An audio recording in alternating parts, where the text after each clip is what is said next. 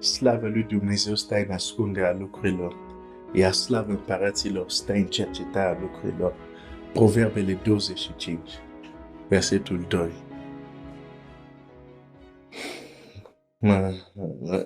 Nu știu cum să continui această temă. În împărație nu contează doar gestul, dar contează care este atitudinea cu care faci gestul. Nu contează doar să primești un proroc, dar în calitatea cui îl primești. Domnul Iisus vorbește despre asta. Domnul Iisus a trăit asta. Această disprețuire de cei din casa lui, care au limitat puterea lui, deși l-au primit, deși era în mijlocul lor.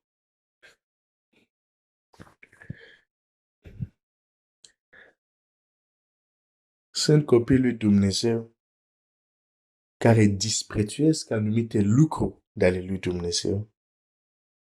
Nu neapărat în mod voit, din ignoranță de multe ori. Dar rezultatul e cam același. În lumea democratică, am observat un lucru. Din ce în ce mai mult se promovează, cel puțin la masele, da? Se promovează această idee de, cum să zic,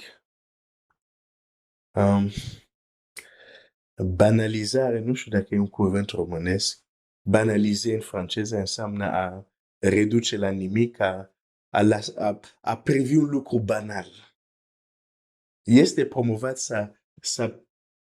să ne uităm, să privim anumite lucruri, deși importante, dar suntem încurajați să le privim ca niște lucruri banale. Da. Care niște lucruri de nimic. Îți dau un exemplu.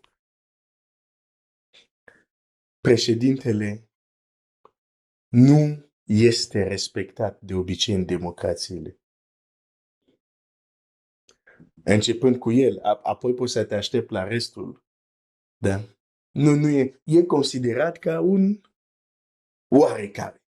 Ne putem permite să zicem orice despre președinte. Suntem în democrație. Dar într-o împărație, Scriptura zice, nu blestemă împărat chiar în inima ta.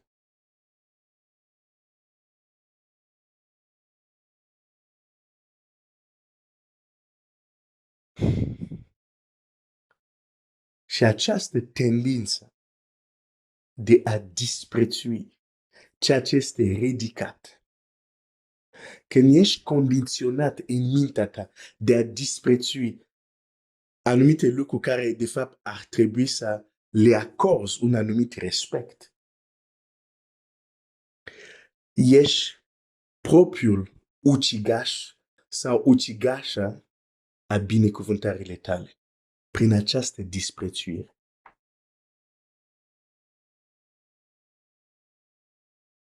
Este promovat această idee care pare bună la început, dar în spate tot duce la această disprețuire. Suntem toți la fel. Într-o parte, da, fiecare om, fiecare viață umană este valoroasă. Dar în organizația unei cetăți, nu toată lumea are același importanță. Un rege nu are același importanță ca un, nu știu, cineva care are o fermă, ca să zic așa. Există diferențe, dar noi suntem încurajați să uităm aceste diferențe. Și atunci întâlnești un proroc, îl tratezi ca prietenul tău. Când ai făcut asta, darul care este în el nu te poate ajuta. Domnul Iisus spune, și am citit asta nu de mult, erau mulți leproși în Israel. în vremea lui Elisei, dar niciunul n-a fost vindecat decât Naamanul, sirianul. Dacă citești cu atenție, o să vezi că Naamanul a venit la Elisei. Deși, da, la început s-a supărat că i s-a spus du-te și spală-te, dar el a venit cu așteptări și el a venit cu atitudine, mă duc la un om important, mă duc la un proroc și s-a dus acolo pregătit.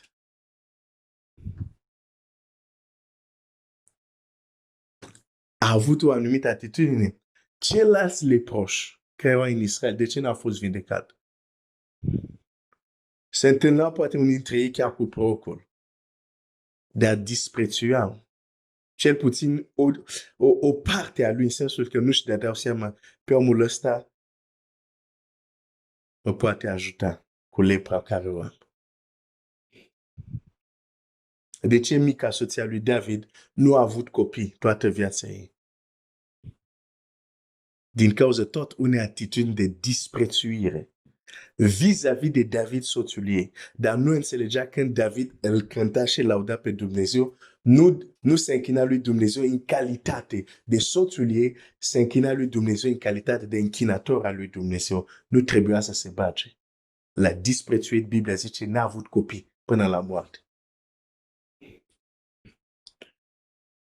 Ai grijă cine disprețuiești. Sunt oameni care poți să le disprețuiești, nu ai conștiință, adică să zic majore. Sunt oameni, dacă faci greșeala asta, la un moment dat vei plăti.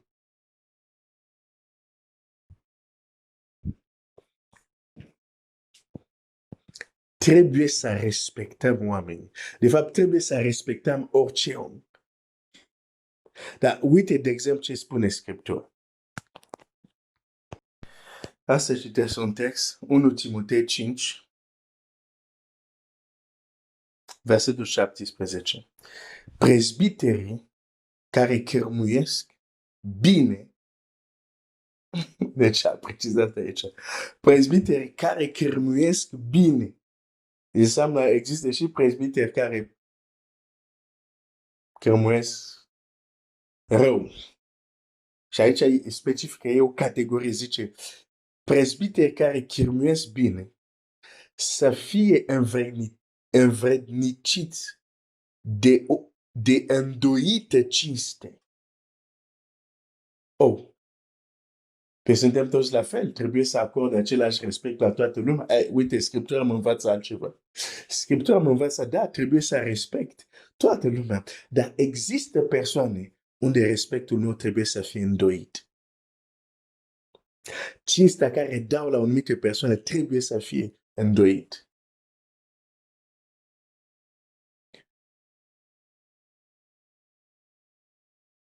De exemplu, există persoane care pot să am șapcă și le salut. Există persoane dau jos șapcă, n-am cum să le salut cu șapcă. Îți dau doar un exemplu banal așa. Sau sunt persoane când le salut, deși sunt în picioare, dar trupul meu ia o altă poziție. Pentru că există persoane, deși trebuie să respect toate persoane, există persoane care, din cauza poziției lor, nu pot să le dau același cinste ca toată lumea. Trebuie să le dau o cinste mai mare.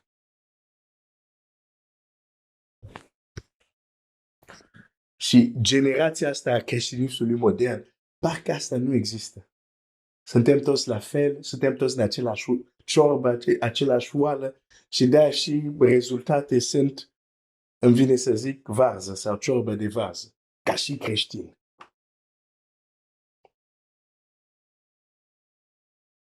Pentru că nu știm, ne lăsăm condiționat de lume să disprețuim lucrurile care trebuia să le dăm o îndoită cinste. Și de obicei ne este ușor să disprețuim. De ce? Pentru că ne privim la o latură care este ușor de disprețuit, dar uităm că același persoană are o altă latură. Este ușor pentru Vasti de a disprețui bărbatul ei, dar a uitat că bărbatul ei este și împărat.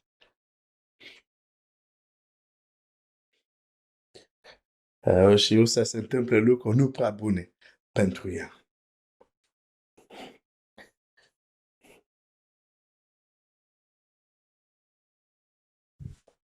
Cine dă un par la un ucenic în numele unui ucenic, când tu vezi cineva de la biserică, cum îl vezi?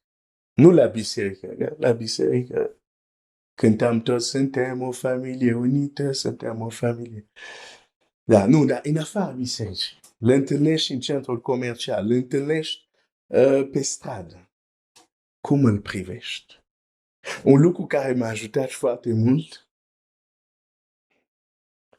a fost când, meditând, rugându-mă, am primit această învățătură care m-a ajutat foarte mult. Și anume, asta când eram student și, de exemplu, în oraș, vedeam o soră sau un frate, chiar putea să fie pe cealaltă parte a străzii. Și salutăm frate sau soră, aveam așa o mare bucurie. Pentru că ziceam, tocmai l-am întâlnit pe Iisus. Acum poate unul zice, oh, nu, cum adică? Pe biserica nu e trupul lui?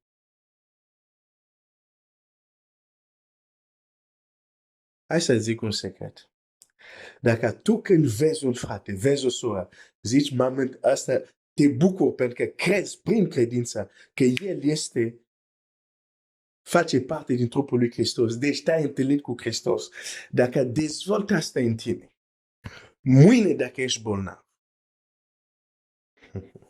și chem acel frate, zic, frate, roagă-te pentru mine. Probabilitatea este mare că vei fi vindecat. Pentru că îl privești ca Iisus. Și tu nu ai nicio problemă să crezi că Iisus că te poate vindeca. Însă, dacă tu zici, salut frate, și când ai plecat, da, e fratele ăsta, se roagă lung. Sau, fratele ăsta, da, se roagă tare. E tot ce vezi. Mâine când el se va ruga pentru tine, nu se întâmplă mare lucru. E modul cum l-ai privit. Îți dau un secret. Dacă tu cinstești pe cineva, dacă tu îl vezi ca și Hristos, nu te mai uiți la slăbiciunile astea omenești. Când tu ești într-o situație și spui, frate, roagă-te, chiar dacă el nu, îmi vine să zic, chiar dacă el nu crede, din cauza atitudinii tale se va întâmpla. Femeia care a fost vindecată de scoarge sânge, Domnul Iisus nu s-a rugat conștient pentru ea. Între ghilimele, ca și cum a furat vindecarea ei. Pentru că atitudinea ei era suficientă. Uneori atitudinea ta e suficientă. Spui, frate, roagă-te. Chiar dacă el are un pic dubii așa, dar pentru că atitudinea ta este corectă, ești vindecat. Din păcate, noi suntem învățați mai mult să disprețuim decât să cinstim. Nu e de mirare că mâine același persoană care ai criticat se va ruga pentru tine. E poate nici nu știu că i-ai criticat, dar conștiința ta știe.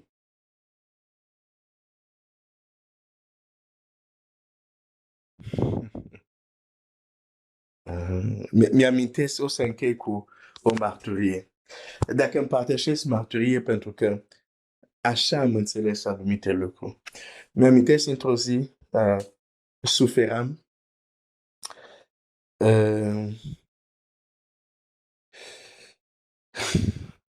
să zicem că eram bolnav.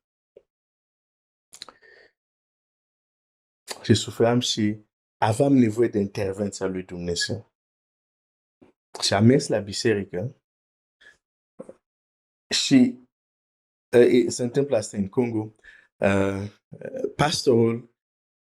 Pastor Michel, Dumnezeu să-l binecuvinteze, prin care m-am întors la Dumnezeu, un lucru care am apreciat foarte mult la el era un om care se lăsa călăuzit.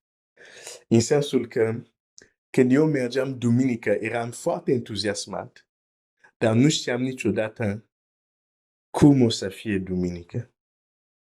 Se întâmpla duminici unde nu predica. Pentru că laudă deja făcuseră tot, între ghilimele, jobul. Oamenii se apropiese de Dumnezeu, erau atinsi așa. Sunt zile unde predica 10 minute. Alte zile unde predica o oră. Deci lucrurile erau diferite. Și tot așa, când aveam joi, întâlnirea, și într-o joi s-a întâmplat că nu face asta tot timpul, dar joia respectiv a zis, ok, cei care sunteți bolnavi, cei care aveți, a zis tot fel de situații, zice, apropiați-vă, o să ne rugăm pentru voi. Și eram într-o sală, deci trebuia să ne punem în șir, nu? Și erau 4 rânduri sau 3 așa. Și contextul a făcut, am nimerit la șir sau la rândul unde în fața nu era el. Și în mine am zis, trebuia să fiu în rândul lui unde era pastorul. Mă ziceam, dacă el se roagă, se rezolvă. Și un gând. Biblia zice, Duhul lui Dumnezeu vă călăuzi în tot adevăr. Modul meu de a gândi nu era tot adevăr. Și mi-a dat un gând. Glenn, nu te uita la fratele care este în față. Că nu este pastor. Nu. Nu te uita la el. Uită-te că, de fapt, Iisus prin el. Uită-te la Iisus, dar prin el. Nu te descuraja că nu ești pe rândul unde este pastor. Și mulțumesc lui Dumnezeu pentru gândul respectiv. Mi s-a schimbat perspectiva. L-am privit altfel. Nu mai eram descurajat că nu eram în celălalt rând. Și când am ajuns în fața lui, nici nu m-a întrebat ce aveam. Uneori m-a întrebat, la mine nu a întrebat. Mi-a pus mâinile, s-a rugat doar. Și când am plecat de acolo, vindecat.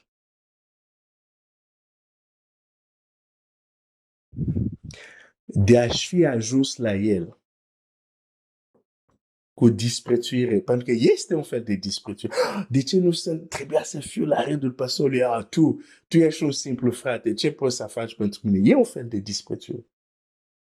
Aș fi ajuns cu asta, aș fi plecat la fel cum am venit. Și aș fi poate zis, el nu are tare credit. Nu e vorba că el nu avea. E vorba că eu disprețuindu-l, mă faceam un izolator pentru orice putea să vină de la el. Eu eram problema, nu el. Dar mulțumesc lui Dumnezeu, mi-a schimbat atitudine. Și mereu o să avem această batalie. Grabnic să disprețuim o anumită parte și uităm o altă parte. Totuși, este un copil al lui Dumnezeu. Și totuși, Hristos trăiește în el. Avem această batalie.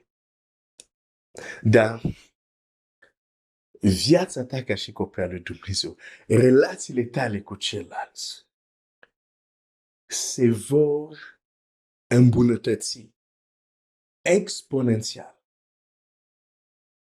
când vei învăța să-i privești altfel. Sigur că nu sunt perfecți, nici tu nu ești. Dar când le privești altfel, relațiile se schimbă, interacțiunile se schimbă, se duc la un alt nivel. Cred că este timpul să nu mai fim un club social, dar chiar să fim un trup. Și să învățăm să cinstim pe fiecare, iar cei care merită o cinste îndoită, să le dăm, sau cei care li se cuvine din cauza muncă sau poziție care o au, li se cuvine o cinste îndoită, să o dăm. Nu facem decât să deschidem răsplata prorocului, răsplata ucenicului, răsplata învățătorului, răsplata. Altfel, ne privăm singur de răsplăți. Și nu spune, nu contează doar relația mea cu Dumnezeu. Nu, te înșel. Te înșel. Saul s-a întâlnit, sau Paul s-a întâlnit cu Domnul Iisus, a devenit orb, lumina i-a orbit și Biblia spune, nu mai duc să citești, te uiți în Cartea Faptele Apostolilor și Pavel se roagă. Și există un ucenic care se numește Anania, Domnul vine și vorbește și zice, există un om care se numește Pavel, se roagă și a primit o viziune că Anania vine și se roagă pentru el să capete vederea.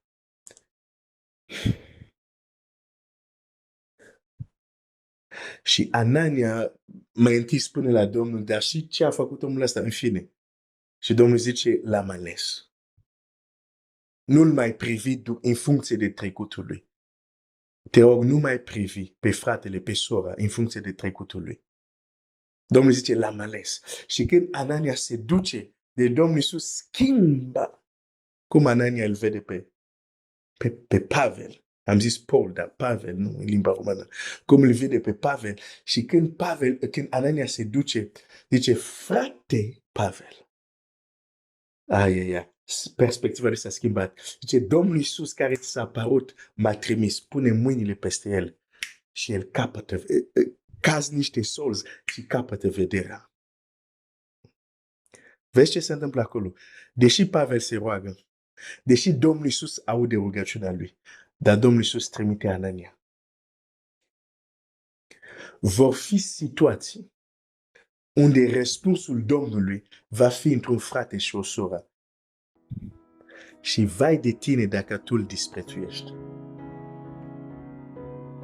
Pentru că singur te-ai privat de ce putea să aducă rugăciunea lui Anania în viața ta. Dumnezeu să te binecuvânteze.